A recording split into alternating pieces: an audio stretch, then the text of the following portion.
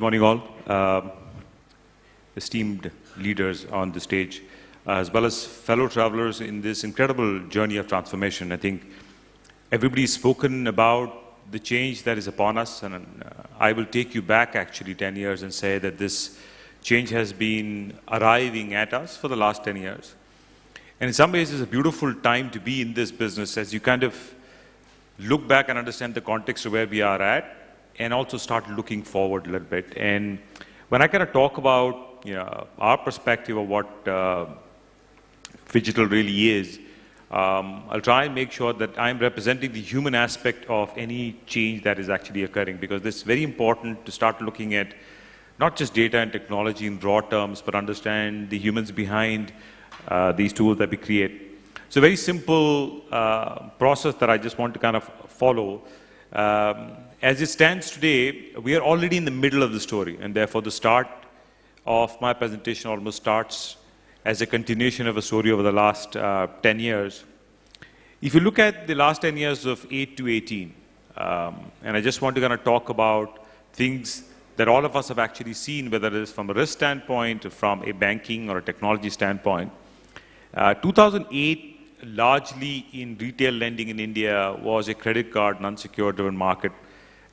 In average, it used to take about 7 days to approve. Anybody who got a loan 10 years ago or a credit card 10 years ago did not expect to get it in real time. You were quite happy to get to know that you approved and probably the plastic in 15 days.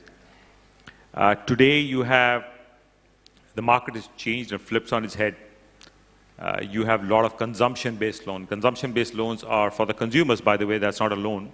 For a consumer, it's actually they are financing a TV, a fridge, a phone, a very small device actually.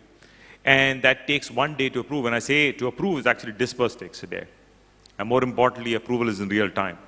This has happened in 10 years. And when you compare us to other countries and where India is so unique, is this type of change has not been seen anywhere.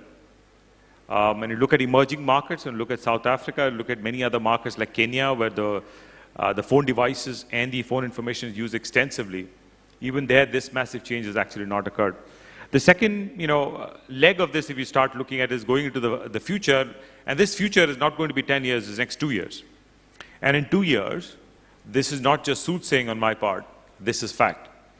You're going to have intraday loans now.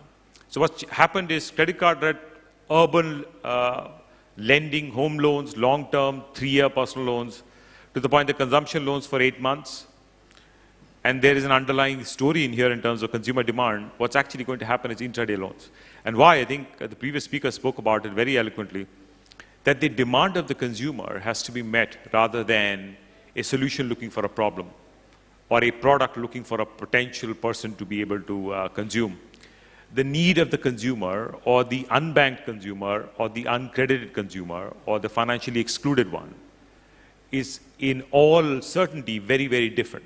And the fact is the last 10 years show us, because those were excluded in 2008 and now included because of the solution that we have, which is real time, which is consumption-based loan. It did not exist. You needed to have a credit card to be able to do this and pay interest. And now you get it for 8 months without paying it. And the manufacturers are actually subventing it. And all of this is actually going to be in real time intraday. So just imagine somebody who will go in and take money in the morning and return in the evening. Right? That is no longer a mythical dream. This is reality, and all of us are preparing for it. The second thing that actually happened, a big change, 2008 largely, all lending, whether it's commercial lending, retail lending, used to occur in a subjective underwriting where feel was important. And let's not dismiss it.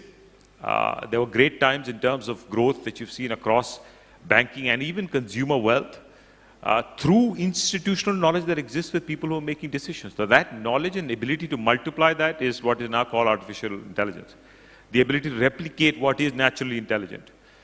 But that has evolved now to much more, in 10 years, very, very elaborate ways to be able to objectively decide an individual. To give you a base, just based on credit information today, each individual sitting in this room, we define them in 7,000 different ways. 7,000 distinct ways. And every bank chooses 14, 15 of those that they believe are more accurate for their type of customer. That is today. And all of that is delivered in a digital platform, all that delivered in 1 second for you to make a decision. And banks and NBFCs, private, public sector, multinational, are doing this today, as they're understanding that the capacity to assimilate data is actually no longer a bar, and we've already covered that. But look at the path that we covered over the last 10 years. It's something to be very proud of. It's something also tells you that this change has been happening gradually. This didn't sneak up on us. We have run at an incredible pace as a country for the last 10 years, which is unparalleled. And the next 2 years are going to be a brand new bar that I don't think is going to get breached. Now, what's interesting is it's going to add a lot more alternate information. So we already are looking at, social media scores and alternate data scores are passé. In the sense they exist. I'm not saying they don't work. They work. They're very powerful. But we'll start looking at a lot more real-time information that's actually coming in to look at flow, capacity to pay. Many other things that are actually going to come in. And these are absolutes, not being a futurist in terms of saying this may happen. This will happen as the norm. And if I look 10 years from now, this will actually go into the past and we'll probably come up with a brand new thing. Now, all these are theories, and let me talk about stats right now. Okay. In the year 2008, and this is just the beginning of the downturn on the retail lending side that India actually had, so all types of lending that we used to see, we had 1 million applications for credit on a monthly basis. That's fact. 1 million, exactly million applications for credit in a month. Last year, in 2018, on the day of Dhanteras, there were 1 million applications for credit on that day alone.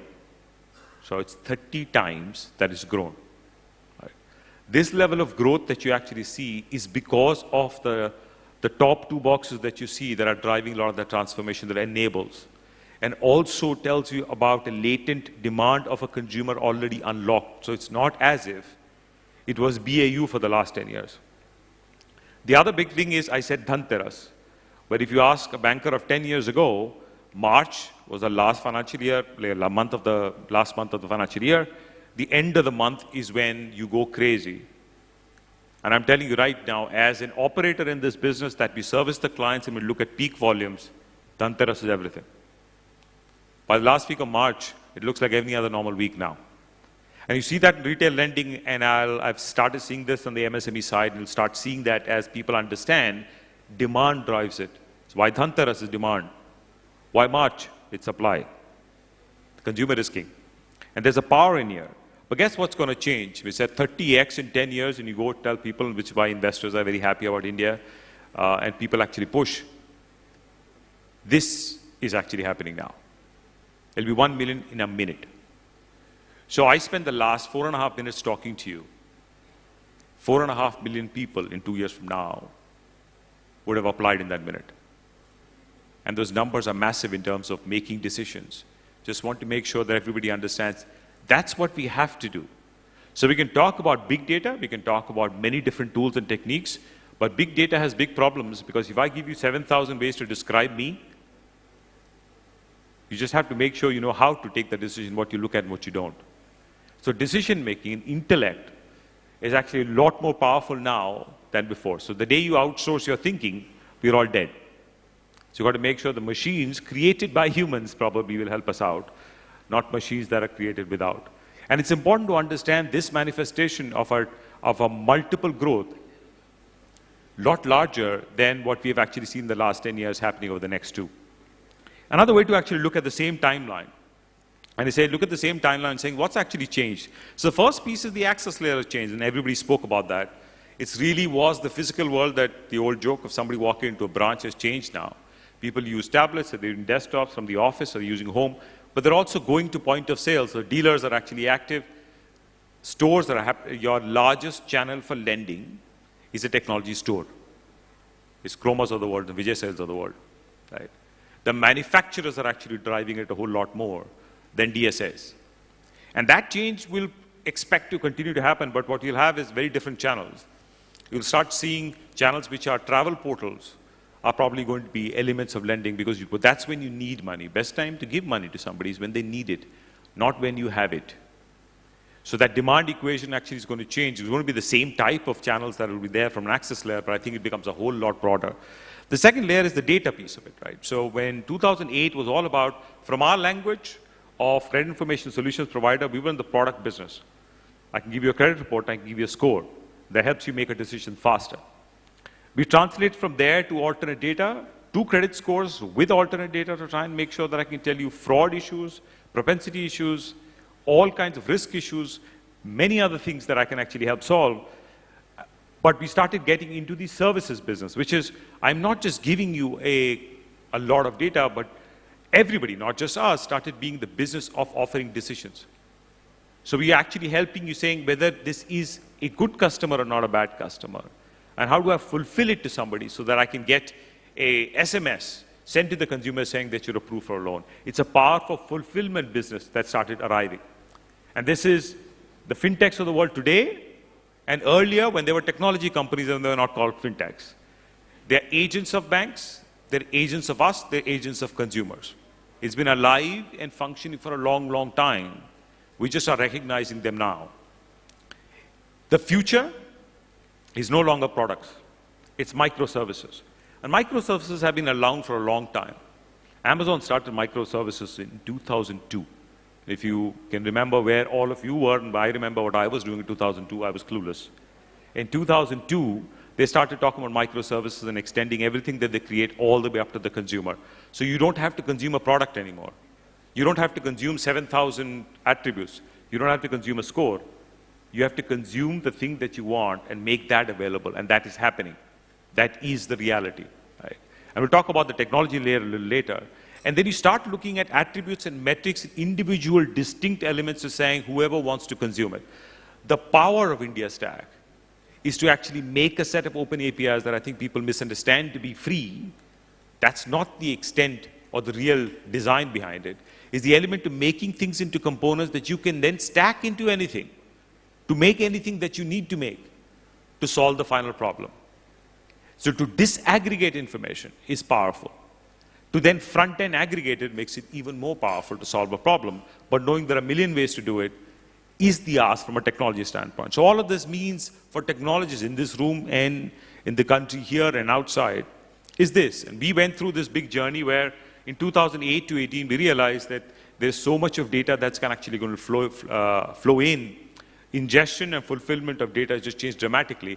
Talked about 1 million a month to 1 million a day. There's another way of actually looking at, we make updates, 300 million updates in a month, about 200 million batch inquiries that actually come, 18 million online real-time inquiries that come, all the time hitting our system concurrently. So we redid our entire infrastructure on the online and the offline side. And big data technologies, which are again very, very old. Hadoop, I think, just turned 16. It's very, very old, but how you actually use and leverage it allowed us to live in this world. But what's coming tomorrow is that service layer.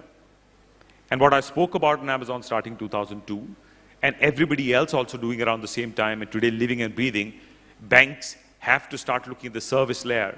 What does the service layer mean for a product? It's a very simple story that anybody here who's bought a home, you're looking for your dream home, your dream car. The bank that provided a loan to you, that is not a product for you. That is a process or a channel. All you cared about was the dream home and the best way to be able to get it. Your loyalty is to the best, most effective process of you meeting your goals and dreams. To understand that banks are also now in the microservices business, then changes the gamut totally. And we have to make sure that we're enabling banks that when this new customer comes in, which is looking for a fulfillment of a need of theirs, that could be to buy a cycle or just sit on that cash. We need to have the ability to offer microservices. Microservices, intraday loan is a microservice. It's not a micro loan. It's a service which has to be delivered very differently. The same calculations of today and same mentality will not actually occur. But remember, you're not just lending every day, you're collecting every day now. And we're worried about branch problems of reach or the physical limitations. What are the physical limitations of not collecting? That's even more. You can lend digitally, but collecting digitally is a very, very different animal altogether, right? And as you actually start looking at this, I want to kind of end with this insight, which is the last 10 years have actually been massive. 300 million people in Indians over the last 10 years have been included into the organized financial credit system. Banks, NBFCs, RRBs, private sector banks, public sector, multinational, the entire gamut of close to 8,000 lenders that are there in India or more, they have actually included 300 million people who did not exist as a borrower in 2008. This is massive. It has been done. And we are in India sitting there, they're saying there's a whole lot more to cover, so there is a lot more path to cover. But let's understand the journey and the path that we have traveled thus far and be very proud of it. And therefore, as Indians, we believe that we can actually live up to the challenge that stands above us. And we have gone from that 7-day to 50% of approvals for a lot of the loans happening in the same day. None of you in this room will accept the fact that a lender will take 2 days to get back to you. And if he does that, you will go to somebody else. You will not accept the fact that it is your job to prove what your identity is. You believe it is the bank's job, which is the power of what Aadhaar and eKYC actually did. And then the growth in the retail industry of 30% CAGR, and that's actually what you saw, that the volumes have increased 30 times in 10 years. And the reason that has actually happened with historically low delinquencies is the way this has been assimilated.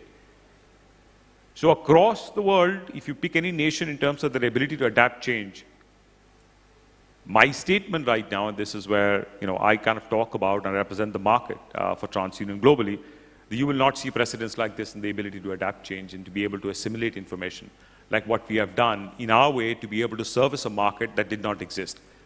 But this is the interesting thing, that even with 300 million people actually given loans, there is still 500 million remaining.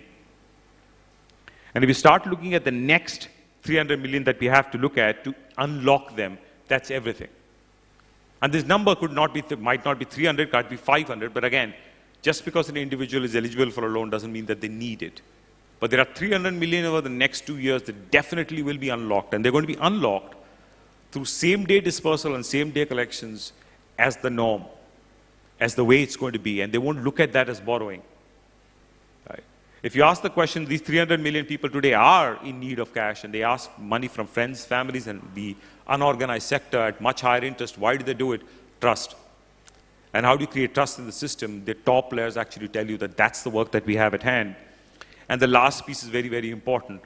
The only way that you unlock the consumer is the way that we all unlocked the 300 million in the last 10 years is to understand human interactions, is when they wanted, what they wanted, and how they wanted. The app is designed by a human for a human. So it's very important that we keep that interactions in mind as we go through this path of the next 2 years and run at a pace that we have not seen yet before. So if you thought last 10 years was crazy, let's wait for the next 2 years to be incredibly hectic.